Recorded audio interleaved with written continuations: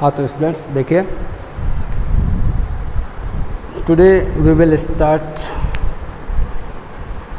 Your online classes for subject science 10th class. देखिए बेटा 10th class का जो सिलेबस है साइंस का, उसमें आपके फर्स्ट जो शुरुआत के चैप्टर है 5 है ना, ये केमिस्ट्री के हैं। केमिस्ट्री साइंस की हम उस ब्रांच को कहते हैं जिसमें हम एटम्स, मॉलिक्यूल्स, रिएक्शंस, ठीक है ना, इन सब के बारे में डिस्कस करते हैं। इसमें आपका वेरी फर्स्ट चैप्टर है, as you can see here, chemical reaction and equations. Chemical equations and reactions. What is the chemical equation and what is the chemical reaction. ठीक है, देखिए इसको हम थोड़ा सा समझें, उसके लिए थोड़ा सा आपको आपका जो प्रीवियस नॉलेज है वो आपको रिकॉल करना है। जितने भी मटेरियल होते हैं, जितने भी मैटर्स होते हैं, ठीक है ना, उन सब में 2 टाइप के चेंज हो सकते हैं।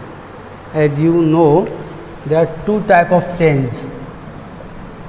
There are 2 types of change in matters। ठीक है, first is physical change,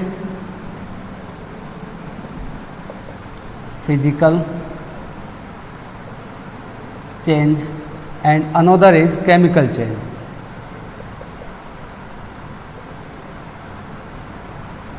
What are these changes? What do you mean by physical change? If a matter only change their state, only physical properties, ठीक है, then this type of change is called physical change. For example, when ice melt, it convert into water, and when you boil water, it convert into vapor.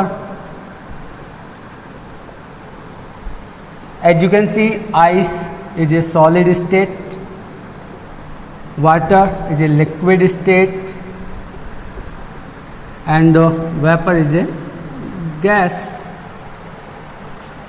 State change हुई, but formula of oil also H2O, formula of water is also H2O, and formula of vapor of water is also H2O.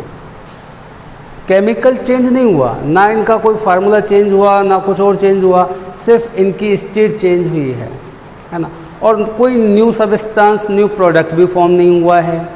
ठीक है, तो this type of changes called physical changes. इसके और भी कई सारे examples आपने पढ़े होंगे, है ना, जैसे cutting of would,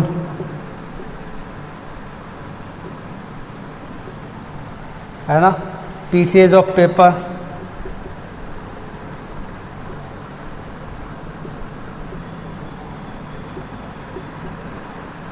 glow of bulb,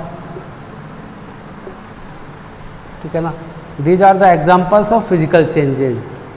इसमें कोई नया प्रोडक्ट नहीं बनता है, और यदि आप चेंज करने का जो कॉज है, यदि आप उस कॉज को हटा देते हैं तो वापस से आपको जो अपना ओरिजिनल जो मटेरियल था वो आपको फाउंड हो जाएगा। फॉर एग्जांपल, आपने जब वो वाटर को बॉईल किया तो ये वेपर में कन्वर्ट हुआ। You can change vapour into water bye cooling. आप वेपर को ठंडा कीजिए, वापस से वाटर बन जाएगा। वाटर को आप फ्रीज कीजिए, वापस से आइस बन जाएगा, है ना। ऐसे ही जो वुड है, ठीक है, सपोज करो ये एक वुडन ब्लॉक है, ये एक वुडन ब्लॉक है, इसको आपने इसके पीसेज में डिवाइड किया, दिस वन, ओके, आपने इसके बहुत सारे पीस किया, बट ये जो पीसेज रहेंगे इसमें वही प्रॉपर्टीज़ हैं जो इस वुड में थी। प्रॉपर्टीज थोड़ी ना चेंज हुई है, सिर्फ उसका शेप चेंज हुआ है, साइज चेंज हुआ है ना। इसी तरह से पेपर के यदि आप कट करके उसके पीस कर देते हैं तो वो भी एक फिजिकल चेंज ही है, क्योंकि उस पीस को भी आप पेपर ही कहने वाले हो, उसको कुछ और थोड़ी ना कहोगे, पेपर ही रहेगा वो, ठीक है। इसी तरह से ग्लोइंग ऑफ बल्ब, बल्ब को ऑन करो ऑफ करो, ऑन करो ऑफ करो, ठीक है। तो these are the examples of physical change. Is that clear? Now we will discuss about chemical change. What are the chemical change? Chemical change में क्या होता है कि उसकी फिजिकल प्रॉपर्टीज तो चेंज होती हैं किसी भी मैटर की, बट उसके साथ साथ उसका केमिकल कंपोजिशन भी चेंज हो जाता है, उसका फार्मूला चेंज हो जाता है, एक न्यू प्रोडक्ट फॉर्म होता है, ठीक है ना। For example rusting of iron,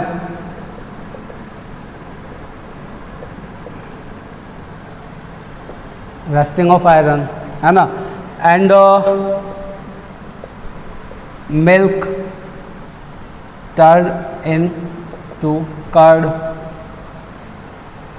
ठीक है ना। मिल्क से कर्ड का बनना है ना, दूध से दही का बनना, ये भी एक केमिकल चेंज है। बर्निंग ऑफ वुड है ना, लकड़ी को यदि आप जला रहे हैं और कोल जब आप बना रहे हैं तो ये एक केमिकल चेंज है। Burning of paper also,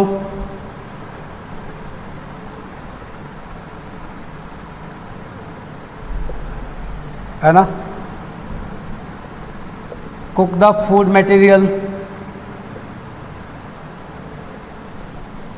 these are the some examples of chemical changes. इनमें आप देखेंगे कि जो चेंज हुआ है वो परमानेंट है। परमानेंट कैसे?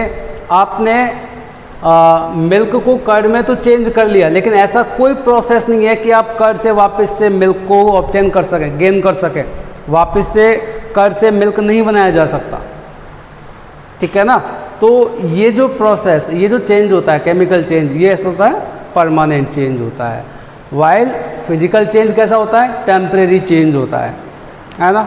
फिजिकल चेंज में कोई न्यू प्रोडक्ट फॉर्म नहीं होता, नो न्यू प्रोडक्ट फॉर्म, जबकि केमिकल चेंज में न्यू प्रोडक्ट बनता है, न्यू प्रोडक्ट फॉर्म होता है ना।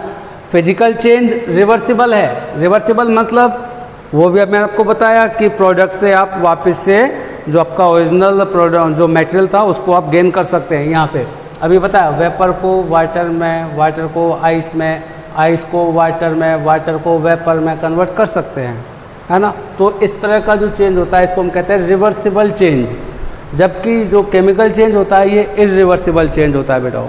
इरिवर्सिबल मतलब रस्टिंग ऑफ आयरन, यदि लोहे पे जंग लग गई तो लग गई बेटा, ठीक है ना। इसको आप वापस से हटा करके उस आयरन को प्योर नहीं कर सकते। मिल्क को कर्ड में चेंज कर दिया तो कर दिया, कर्ड वापस से मिल्क नहीं बन सकता। लकड़ी को जला करके आपने कोयला बना लिया है, ठीक है ना, तो उस कोल को वापस से आप वुड में चेंज नहीं कर सकते। पेपर को बर्न करके आपने उसकी ऐश बना ली, राख बना ली, ठीक है, इसको आप वापस से पेपर में कन्वर्ट नहीं कर सकते।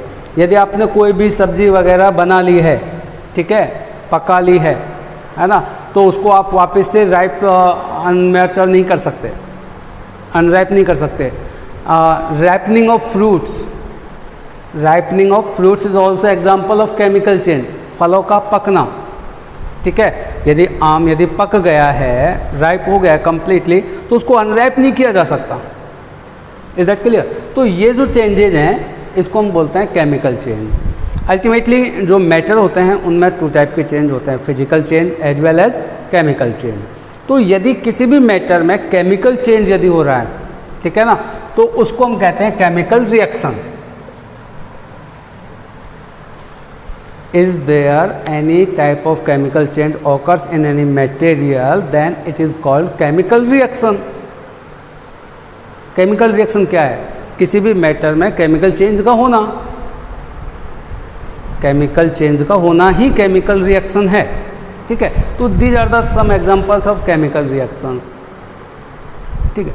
अब देखिए हम एक एग्जांपल के बारे में बात करें जो कि आपकी एनसीईआरटी बुक में भी है। यदि आप मैग्नीशियम रिबन को ऑक्सीजन की प्रेजेंस में बर्न करते हैं तो मैग्नीशियम ऑक्साइड की एस या राख बन जाती है। मैग्नीशियम को ऑक्सीजन की प्रेजेंस में जब आप बर्न करते हैं तो मैग्नीशियम ऑक्साइड बन जाता है। तो ये मैग्नीशियम ऑक्साइड का बनना मतलब राख आपने बना दी है, तो डेफिनेटली ये केमिकल चेंज है। इसको हम केमिकल इक्वेशन के फॉर्म में कैसे लेके आए, या पहले यूँ कहें कि केमिकल इक्वेशन होता क्या है, what do mean by chemical equation. तो देखिए, किसी भी केमिकल रिएक्शन को जब आप उसके फार्मूलाज के फॉर्म में रिप्रेजेंट करते हैं, उसके सिंबल्स के फॉर्म में रिप्रेजेंट करते हैं, तो उसको हम कहते हैं chemical equation. represent any chemical reaction in the form of their symbols, their formulas is called chemical equation. For example, अभी जो मैंने आपको एग्जांपल बताया कि मैग्नीशियम रिबन को ऑक्सीजन की प्रेजेंस में जब आप बर्न करेंगे तो मैग्नीशियम ऑक्साइड बनता है, ठीक है। ये तो हो गई रिएक्शन। अब आपको हर बार ये कहना पड़े इतना लंबा सेंटेंस, तो इसको थोड़ा सा कंसाइज करने के लिए, इसको छोटा करने के लिए और कम टाइम में हम इसको रिप्रेजेंट कर दें, तो उसके लिए हम लोगों को क्या करना होता है कि मैग्नीशियम का फार्मूला, ऑक्सीजन का फार्मूला, मैग्नीशियम ऑक्साइड का फार्मूला, यदि आपको फार्मूले यदि आपको लर्न हैं, आते हैं, तो आप इसको वेरी शॉर्ट, बहुत छोटे से शब्दों में आप इसको रिप्रेजेंट कर देंगे। फॉर एग्जांपल, मैग्नीशियम का फार्मूला आपको पता है कि Mg होता है, ओके। ऑक्सीजन का O2 होता है एंड मैग्नीशियम ऑक्साइड का होता है MgO। मैग्नीशियम ऑक्सीजन की प्रेजेंस में बर्न किया तो मैग्नीशियम ऑक्साइड बन गया। उतना ज़्यादा लिखने के बजाय हमने सिर्फ यहाँ पे 3 वर्ड्स लिखे और हमारा काम ख़त्म हुआ। तो किसी भी केमिकल रिएक्शन को जब आप उसके सिंबल्स के फॉर्म में या उसके फार्मूला के फॉर्म में रिप्रेजेंट करते हैं तो उसको हम कहते हैं केमिकल इक्वेशन। तो ये केमिकल इक्वेशन है। Is that clear? देखिए, केमिकल इक्वेशन जो होती हैं ये 2 टाइप की होती है। एक तो होता है सिर्फ स्केलेटल, जिससे आपको सिर्फ ये पता चलता है कि ये जो केमिकल हो रही है, ये जो रिएक्शन हो रही है, इसमें कौन कौन से तो रिएक्टेंट हैं, क्या इसमें प्रोडक्ट बन रहा है, सिर्फ ये पता चलता है। इसमें रिएक्टेंट कौन है? मैग्नीशियम एंड ऑक्सीजन, ये रिएक्ट कर रहे हैं आपस में, तो ये रिएक्टेंट हुए। प्रोडक्ट कौन हुआ? मैग्नीशियम ऑक्साइड, ठीक है। ये तो आपको पता चल रहा है इसमें। बट 9th क्लास में आपने एक डाल्टन का लॉज पढ़ के आए हो आप, कौन सा है? मास कंजर्वेशन, ठीक है ना। किसी भी केमिकल इक्वेशन में मास हमेशा कंजर्व रहता है, ना तो वो इंक्रीज होता है ना वो डिक्रीज होता है। Neither be created nor be destroyed according to Dalton, ठीक है। और ऐसा कब होगा? जब रिएक्टेंट और प्रोडक्ट, है ना, दोनों में एटम सेम हो। इधर आप देखें, इधर मैग्नीशियम का सिर्फ एक ही एटम है, इधर भी मैग्नीशियम एक ही एटम है, नो प्रॉब्लम। मटेरियल जो मैग्नीशियम है वो रिएक्टेंट और प्रोडक्ट दोनों साइड सेम है। बट ऑक्सीजन की जब बात आती है तो ऑक्सीजन के इधर 2 एटम्स हैं, रिएक्टेंट में ऑक्सीजन के 2 एटम्स हैं और यहाँ पे ऑक्सीजन सिर्फ एक है। तो ओवरऑल जो रिएक्टेंट का मास है वो प्रोडक्ट के मास के इक्वल नहीं है। मतलब ये डाल्टन के मास कंजर्वेशन लॉ को फॉलो नहीं कर रहा है। तो फिर अभी हमें इसको क्या करना है? दोनों तरफ मास इक्वल करना है, ठीक है। तो इन शॉर्ट मैं आपको बताऊं कि ये जो रिएक्शन है इसको हम कहते हैं अनबैलेंस्ड रिएक्शन या अनबैलेंस्ड इक्वेशन। अब हम इसको बैलेंस कैसे करेंगे? तो किसी भी केमिकल इक्वेशन को बैलेंस कैसे किया जाता है, अभी हमारा नेक्स्ट टॉपिक यही रहेगा, किसी भी केमिकल इक्वेशन को बैलेंस कैसे करते हैं, ठीक है। तो आप देखिए बैलेंस कैसे किया जाता है इक्वेशंस को। देखिए, एक प्रोसेस है जिसका नाम है hit and trial process.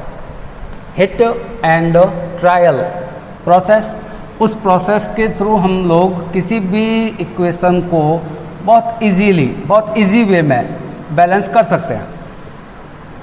5 steps होते हैं इसके, ठीक है। अच्छे से ध्यान देना, एक बार में ही समझ में आ जाएगा। Hit and trial process, hit and trial process. ठीक है, ये एक मेथड है।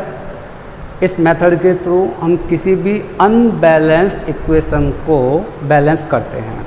इसके 5 स्टेप्स होते हैं। कितने स्टेप्स हैं? 5 स्टेप्स। ठीक है, 1 बाय 1 हम एक एक स्टेप फॉलो करते जाएंगे और हमारा जो इक्वेशन जो हमको गिवन है वो कम्प्लीटली बैलेंस हो जाएगा। देखिए, एक एग्जांपल हम लोग ले लेते हैं।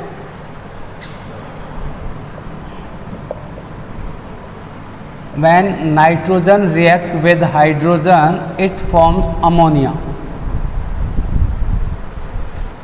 ये हमने एक इक्वेशन लिया, नाइट्रोजन हाइड्रोजन के साथ रिएक्ट करके अमोनिया बना रहा है। ठीक है, अभी आप देखें तो ये एक अनबैलेंस्ड इक्वेशन है कि नहीं?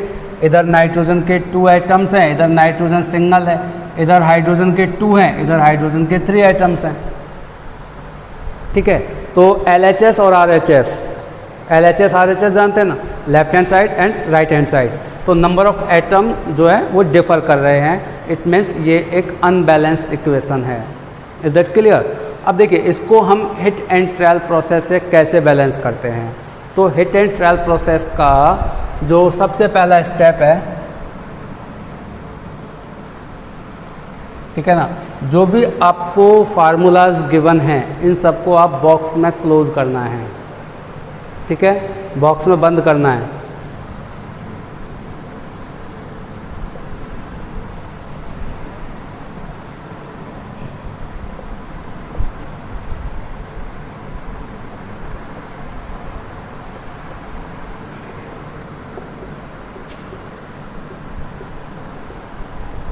Each formula get close in boxes. ठीक है, मतलब जो भी फार्मूला आपको गिवन है। अब देखिए यहाँ पे इसको हम कैसे फॉलो करेंगे। पहले इक्वेशन हम लोग लिखते हैं यहाँ पे N2 + H2 = NH3। ओके, तो फर्स्ट स्टेप हमने क्या करना है, N2 इसको हमने बॉक्स में क्लोज किया, H2 बॉक्स में, NH3 बॉक्स में क्लोज किया। इतना काम करना है, वेरी सिंपल है ना। हमने जो भी रिएक्टेंट या प्रोडक्ट थे उनको अलग अलग बॉक्स में, सेपरेट बॉक्स में आपको इसको क्लोज कर देना है। अच्छा, क्यों कर रहे हैं? क्यों कर रहे हैं? ताकि हम लोग गलती ना करें। ठीक है, अभी क्या होगा कि इधर देखिए थोड़ी देर, N2 + H2 = NH3। ओके, अब आप में से बहुत सारे स्टूडेंट क्या करेंगे, बैलेंस ही तो करना है। इधर नाइट्रोजन 1 है, इधर से 2 हटा दो, और इधर हाइड्रोजन 2 है, तो या तो यहाँ से 2 हटा के इस 3 को हटा के 2 कर दो, हो गई बैलेंस, हो गया बराबर। ऐसा कर सकते हैं, जबकि ये रॉन्ग है। आपको फार्मूला जो गिवन है उसके साथ कोई भी छेड़छाड़ नहीं करनी है, उसमें कोई चेंज नहीं करना है। ये N2 है तो N2 ही रहने वाला है, इसको आप N या N3 या N4 नहीं कर सकते। ये N2 है तो N2 ही रहेगा, ये H2 ही रहेगा, ये NH3 ही रहेगा। आप इसमें कोई चेंज नहीं कर सकते। ठीक है ना, तो ऐसी गलती ना करें, ऐसी गलती हमसे ना हो, इसलिए हम पहले से ही क्या करते हैं कि इनको बॉक्स में बंद कर देते हैं कि इनमें हमें कोई चेंज नहीं करना है। Is that clear? अब इसके बाद हम सेकंड स्टेप की बात करते हैं। सेकंड स्टेप में हम लोग क्या करते हैं कि ये जो एलिमेंट्स हैं जो इस रिएक्शन में पार्टिसिपेट कर रहे हैं, इनकी एक टेबल बनाते हैं।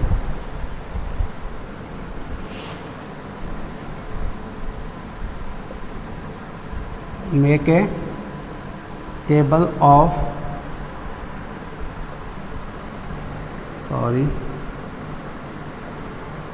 Various elements. ठीक है ना, तो टेबल का जो फॉर्मेट रहेगा वो क्या रहेगा, देखिए, element, number of element in LHS and number of element in RHS। ये फॉर्मेट रहेगा बेटा। एलिमेंट्स को आपको यहाँ पे नाम लिखना है, कौन कौन से एलिमेंट इस रिएक्शन में पार्टिसिपेट कर रहे हैं। LHS मतलब एरो के लेफ्ट हैंड साइड में जो भी हैं उनका नंबर आपको लिखना है। RHS में जो भी उनका नंबर है वो आपको यहाँ पे लिखना है। जैसे इस एग्जांपल के लिए हम लोग बात कर रहे हैं नाइट्रोजन, है ना, और दूसरा एलिमेंट कौन सा है, हाइड्रोजन। ठीक है, दो ही एलिमेंट है ना। अब नाइट्रोजन LHS में कितना है 2, तो हमने यहाँ पे 2 लिखा। इधर देखें हम RHS में नाइट्रोजन कितना 1, हमने यहाँ पे 1 लिख दिया, कोई प्रॉब्लम तो नहीं है। हाइड्रोजन इधर 2 है, हमने यहाँ पे LHS में हाइड्रोजन 2 है, इधर कितना है 3 है। ओके, सिंपल, ये हमारा सेकंड स्टेप कंप्लीट हो गया। फर्स्ट स्टेप में आपने इनको बॉक्स में बंद कर दिया था, सेकंड स्टेप में आपने इनकी टेबल बना ली, एलिमेंट्स की कंपैरेटिव टेबल बना ली। ठीक है, अब हमने क्या करना है कि स्टेप 3, अभी तक हमने अपनी तरफ से कुछ नहीं किया है ना। अब स्टेप 3 में क्या करते हैं हम लोग, एक स्मॉलेस्ट नंबर से लेकर के स्टार्ट करते हैं और नाइट्रोजन और हाइड्रोजन का जो नंबर है LHS और RHS, इन दोनों में इसको इक्वल करेंगे। ठीक है, और हम लोग उस एलिमेंट से स्टार्ट करते हैं जिसके नंबर में ज़्यादा डिफरेंस हो, जिसमें डिफरेंस सबसे ज़्यादा हो, वहाँ से हम लोग स्टार्ट करते हैं। तो देखिए यहाँ पे नाइट्रोजन LHS में 2 है, इधर 1 है, डिफरेंस कितने का है 1 का। इधर हाइड्रोजन 2 है, इधर हाइड्रोजन 3 है, यहाँ भी डिफरेंस क्या है 1 का। ठीक है, तो दोनों एलिमेंट के नंबर में 1 का डिफरेंस है, तो आप जो मर्जी जहाँ से मर्जी आप स्टार्ट कर सकते हैं। ठीक है, अब स्टेप 3 हमारा स्टार्ट होता है। स्टेप 3, ठीक है, स्टेप 3 में हमें एक एक एलिमेंट को बैलेंस करना है। अब देखिए ऐसी एक टेबल हम नाइट्रोजन को बैलेंस कर रहे हैं पहले, तो नाइट्रोजन के लिए सेम टेबल हम लोग बना लेते हैं।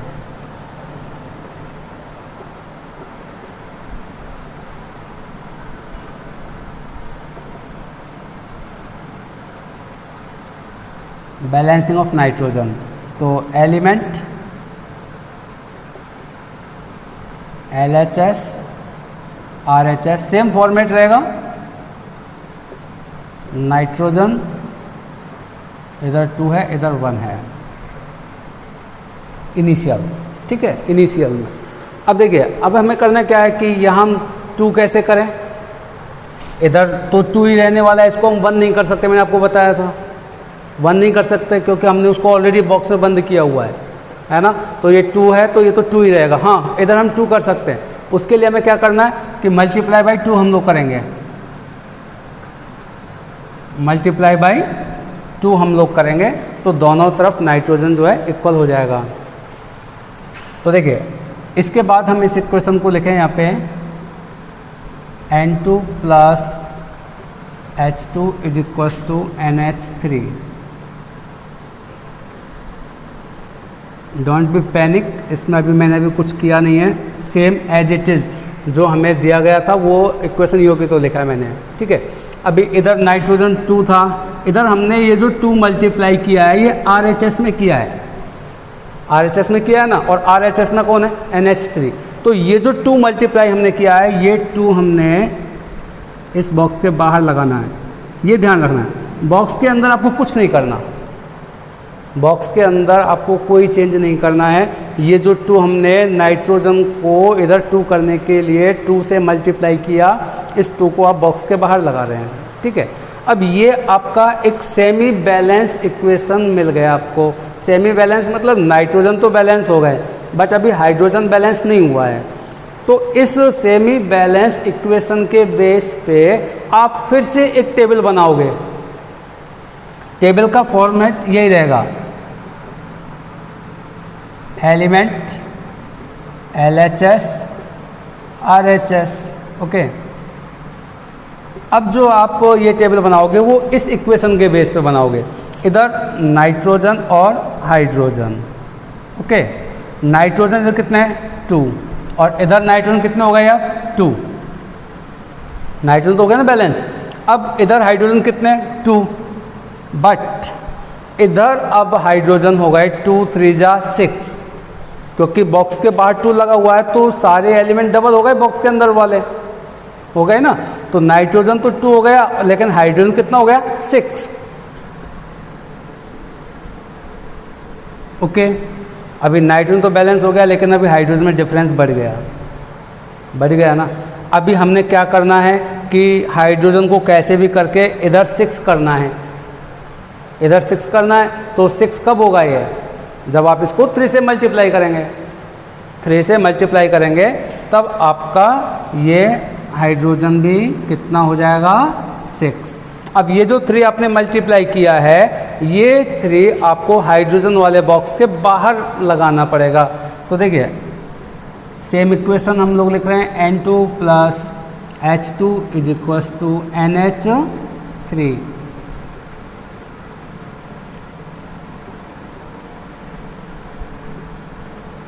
ओके, ये जो 3 मल्टीप्लाई मैंने किया है, ये 3 यहाँ पे लगाना है बॉक्स के बाहर, अंदर नहीं कुछ भी, ठीक है।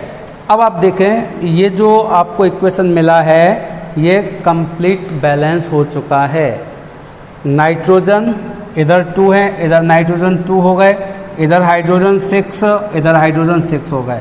मतलब इस रिएक्शन में नाइट्रोजन और हाइड्रोजन दोनों के एटम LHS और RHS दोनों में सेम हो गए। इट मीन्स अब ये इक्वेशन बैलेंस हो गया है। तो यहाँ पे आपका ये जो 3rd स्टेप है ये कंप्लीट होता है, ठीक है। 4th स्टेप में आपको क्या करना है? 4th स्टेप में अनबॉक्स कर देना है। जो बॉक्स आपने फर्स्ट स्टेप में लगाया था उस बॉक्स को हटा देना है। तो 4th स्टेप में विदाउट बॉक्स आप इस इक्वेशन को लिख देते हैं, N2 + 3H2 = 2NH3। Okay, here it is get balanced, ये बैलेंस हो गया है। अभी मैंने आपको बताया था कि 5 स्टेप्स होते हैं हिट एंड ट्रायल प्रोसेस में। तो 4th स्टेप में हमारा कंप्लीट हो गया काम। फिर 5th स्टेप में क्या ज़रूरत पड़ी? 5th स्टेप में हम लोग क्या करेंगे? देखिए अभी यहाँ हमने क्या क्या इन्फॉर्मेशन यहाँ से हमें मिल सकती है। 4th वाले स्टेप से हमें मिल सकता है, हमें पता है कि यहाँ पे नाइट्रोजन और हाइड्रोजन रिएक्ट करके अमोनिया बना रहे हैं, ये इन्फॉर्मेशन हमें मिल गई। हमें ये भी इन्फॉर्मेशन मिल गई है कि इधर नाइट्रोजन के 2 एटम्स और हाइड्रोजन के 6 एटम्स, नाइट्रोजन के 2 एटम हाइड्रोजन के 6 एटम रिएक्ट करके अमोनिया के 2 एटम्स फॉर्म कर रहे हैं। मतलब मास का भी हमें पता चल गया है, मिल रही है इन्फॉर्मेशन हमें। नाइट्रोजन के 2 एटम हाइड्रोजन के 6 एटम मिलकर के अमोनिया के 2 एटम फॉर्म कर रहे हैं। Is that clear? अब देखिए यहाँ पे हमें क्या चीज़ पता नहीं चल रही है, वो 5th स्टेप में हम लोग बताएंगे। हमें यहाँ पे मन नहीं पता चल रहा है कि ये जो नाइट्रोजन हाइड्रोजन या अमोनिया जो बन रहे हैं ये इनका फिजिकल स्टेट क्या है, ये सॉलिड है या लिक्विड है या गैसियस है। क्या इस रिएक्शन में कोई पर्टिकुलर टेम्परेचर की रिक्वायरमेंट है, क्या कोई कैटलिस्ट की रिक्वायरमेंट है? तो ये सारी की सारी इन्फॉर्मेशन हमें इसमें यदि मिल जाए तो ये इक्वेशन कम्प्लीटली फुल हमें नॉलेज देने वाला हो जाएगा। हम उस इक्वेशन के बारे में सारा कुछ बता सकते हैं। तो 5th स्टेप में हम लोगों को सिर्फ इतना सा करना होता है कि ये जो रिएक्टेंट या प्रोडक्ट हैं इनकी फिजिकल स्टेट को आपको यहाँ पे लिखना है। यदि कोई पर्टिकुलर कंडीशन है, कोई टेम्परेचर, कोई प्रेशर, वो आपको यहाँ पे लिखना होता है। कोई कैटलिस्ट यदि इस रिएक्शन में पार्टिसिपेट कर रहा है तो उसके बारे में भी आपको यहाँ पे लिखना है। अब देखिए जो फिजिकल स्टेट होती है उसको तो हम एलिमेंट्स या रिएक्टेंट के नीचे स्मॉल लेटर से लिखते हैं ब्रैकेट में। फॉर एग्जांपल जैसे इसी को मैं इसका 5th स्टेप आपको बताऊं। 5th स्टेप, ठीक है। देखिए पहले तो हम लोग ये रिएक्शन ही लिख लेते हैं, N2 + 3H2 = 2NH3, है ना। अब हमें इसकी फिजिकल स्टेट बतानी है। तो नाइट्रोजन जो होता है गैसियस स्टेट में होता है, तो गैसियस के लिए ब्रैकेट में लिख देंगे G, स्मॉल g। हाइड्रोजन भी गैसियस स्टेज में होता है, तो यहाँ भी स्मॉल जी हमने लिख दिया। और अमोनिया भी गैसियस स्टेट में होता है तो इसको भी हमने स्मॉल जी कर दिया। मतलब इस रिएक्शन में रिएक्टेंट और प्रोडक्ट दोनों ही गैसियस स्टेट में हैं। नाइट्रोजन गैसियस स्टेट में है, हाइड्रोजन भी गैसियस स्टेट में है, अमोनिया भी गैसियस स्टेट में है। ऐसा यदि हम लिखते हैं तो हमें एक चीज़ और पता चल गई है कि जो रिएक्शन है वो किस स्टेट में कंप्लीट हो रही है। इसके बाद मैंने आपको बताया कि कोई टेम्परेचर, कोई प्रेशर या कोई और कोई कंडीशन यदि है तो वो आप एरो के ऊपर मेंशन करोगे यहाँ पे। लेकिन इस रिएक्शन में कोई ना तो टेम्परेचर की रिक्वायरमेंट है ना कोई प्रेशर की रिक्वायरमेंट है। हाँ, कुछ कंडीशन में कैटलिस्ट इस रिएक्शन में यूज़ होते हैं, तो वो कैटलिस्ट यदि आपको पता है, यदि आपको उनके बारे में नॉलेज है तो आप उसमें लिख सकते हैं। जैसे मैं भी आपको बताऊं कि इस रिएक्शन में जो कैटलिस्ट होता है वो होता है Fe, आयरन पाउडर। ठीक है ना। इस रिएक्शन को कंप्लीट करने के दौरान यदि आप आयरन फिलिंग्स, आयरन पाउडर यदि आप इसमें डाल देंगे तो ये रिएक्शन बहुत फास्ट कंप्लीट हो जाएगी, बहुत जल्दी से हो जाएगी। तो ऐसे प्रोडक्ट, ऐसे मटेरियल जो कि किसी केमिकल इक्वेशन की स्पीड को या रेट को एनहेंस करते हैं, इंक्रीज करते हैं, बढ़ाते हैं, उनको हम कहते हैं कैटलिस्ट। ठीक है। तो इस रिएक्शन में यदि आप आयरन डाल देंगे तो ये रिएक्शन बहुत तेज़ी से कंप्लीट हो जाएगी। तो यहाँ पे iron as a catalyst behave कर रहा है। ठीक है। तो इस तरह से यदि आप इस इक्वेशन को लिख देंगे, अब आपको ये इक्वेशन जो है ये सारी की सारी इन्फॉर्मेशन दे देगी। सारी इन्फॉर्मेशन आपको इस रिएक्शन के बारे में मिल जाएगी कि यहाँ पे रिएक्टेंट नाइट्रोजन है, हाइड्रोजन है और प्रोडक्ट बन रहा है अमोनिया। नाइट्रोजन गैसियस स्टेट में, हाइड्रोजन भी गैसियस स्टेट में, अमोनिया भी गैसियस स्टेट में बन रहा है। ठीक है। इस रिएक्शन में आयरन फिलिंग्स यानी iron powder as a catalyst use हो रहा है। ठीक है। इस रिएक्शन के लिए कोई टेम्परेचर, कोई प्रेशर की रिक्वायरमेंट नहीं है।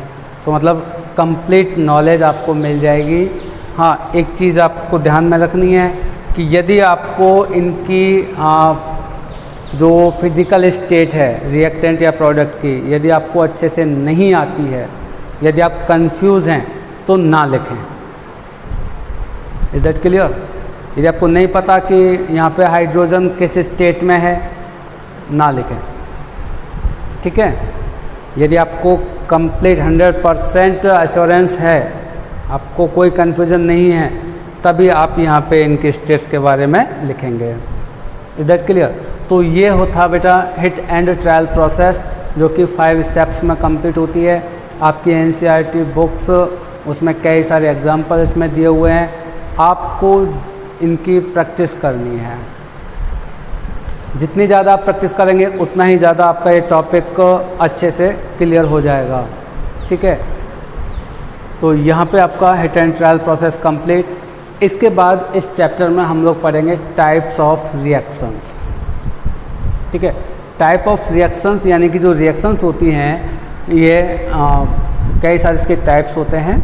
उनमें एक है कॉम्बिनेशन रिएक्शन, दूसरा है डीकम्पोजिशन रिएक्शन, तीसरा है डिस्प्लेसमेंट रिएक्शन, फिर double displacement reaction, redox reaction, oxidation reduction और reversible, irreversible, slow reaction, fast reaction. ठीक है। एक्सोथर्मिक, एंडोथर्मिक, बहुत सारे टाइप्स हैं, एक एक करके और विद एग्जांपल हम उन सारे टाइप्स को स्टडी करेंगे। ठीक है ना। लेकिन वो स्टडी करेंगे नेक्स्ट वीडियो में। तब तक आप हिट एंड ट्रायल प्रोसेस के बारे में अच्छे से तैयारी कीजिए और प्रैक्टिस कीजिए। यदि कोई प्रॉब्लम्स हैं तो आप कमेंट बॉक्स में जाके डाल दें। ठीक है। आपकी प्रॉब्लम्स दूर की जाएगी। Okay, thank you.